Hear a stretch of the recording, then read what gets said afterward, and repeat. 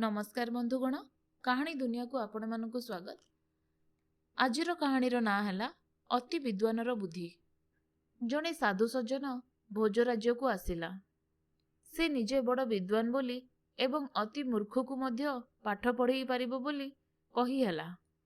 कथा जाई राजांक कानरे पड़िला।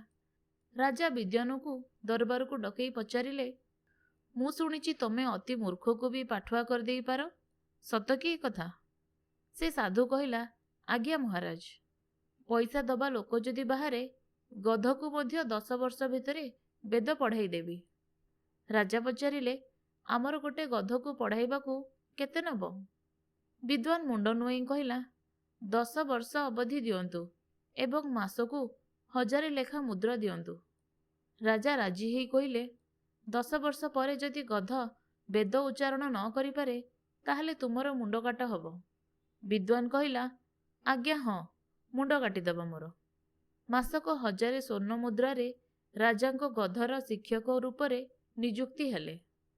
निजुक्ति परे विद्वानर जणे बंधु ताकू पचारिला, इए कि निजुक्ति हेला?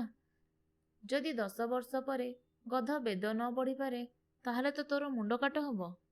विद्वान कहिला, 10 वर्ष कथा किए देखिछि?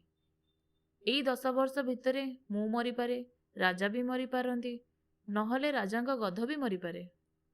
आपण माने शुणुथिले जह्नमामूर एक कहानी, अति विद्वानर बुद्धि।